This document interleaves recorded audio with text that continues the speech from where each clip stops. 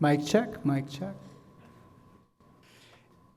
It's been a very long ceremony, and for everyone telling us to be humble, you know, you're touting all our achievements, and you make it seem like we have no self-esteem issues here. So that's good. Thank you, everybody. So good evening, everyone.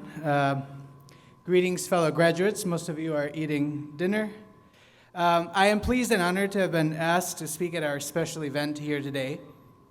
I'm aware that most of speeches end with thank yous and the gratitudes, but I would like to start with them. First and foremost, I would like to extend gratitude to the most important people here this evening, our moms, dads, grandparents, brothers, sisters. This degree bestowed on us today is as much yours as it is ours. Because I know that when we worry, you worry. When we stay up late studying, you stay up worrying even more. When we are anxious about tests, scores, projects, you're anxious along with us. Medical school and the profession that it leads us to is a satisfying and fulfilling endeavor, but it is as challenging as it is demanding. One has to have all their ducks in a row, as I like to say, in order to be set up for success. And your help and constant support in this journey is what ensures that it stays that way. Secondly, I would like to thank our guests from Poland, who only one of them is here right now, without whom there would be no graduation. Respected Vice Rector Kowalek, Vice Dean Waluga, and the rest of the representatives from Silesia.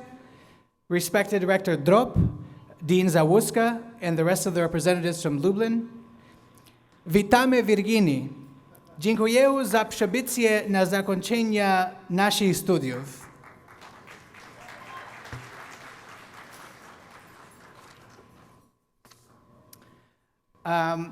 I can speak from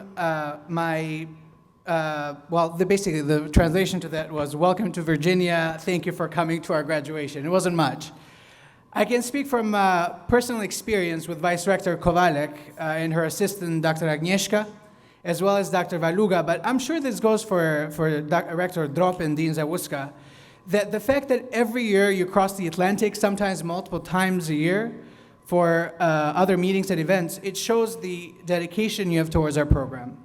No program is successful unless it has the strong backing of its leadership. And you prove to us time and time again that you have our backs. Thank you. Thirdly, I would like to thank some of the HMI staff that have facilitated my personal experience, and I know have facilitated everyone's experience here. Arunacharya, as I like to call him Arunji, is not always there when I have a question or concern. He is our primary cheerleader in our success, as you have witnessed his demeanor with the former graduates. Dr. Jacob, I would like to extend my gratitude for your valuable support in all things clinical. You managed to shrink the processing time of my much-needed documentation from the expected 6 weeks to an unbelievable 2 days. Julia, Rina, Ritu, and Momta, without your assistance, no plans can be properly executed. Once again, thank you for all your help.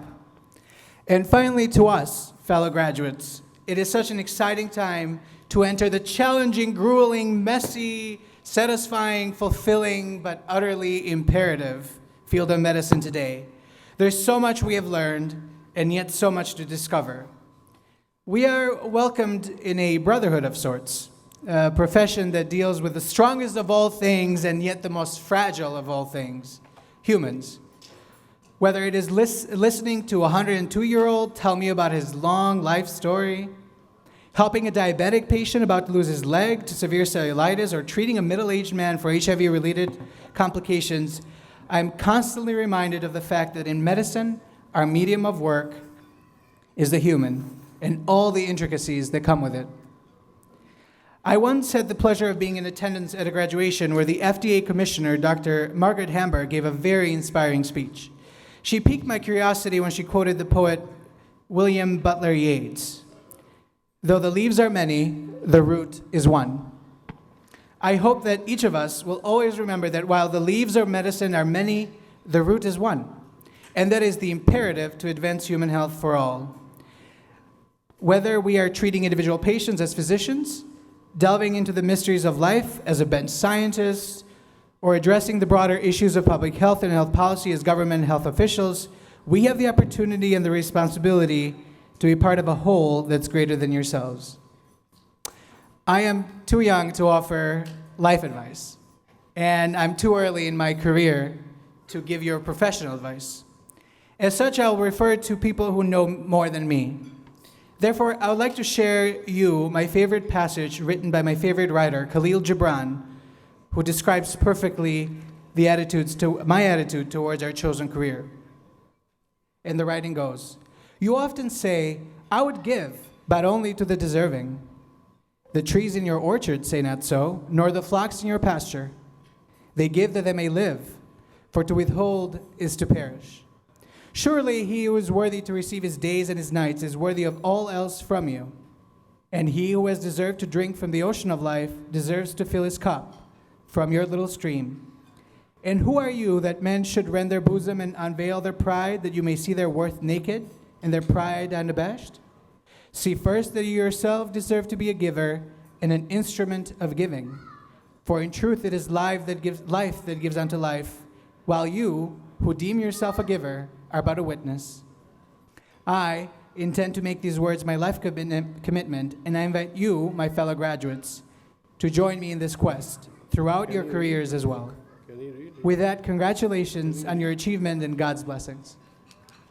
Can you read?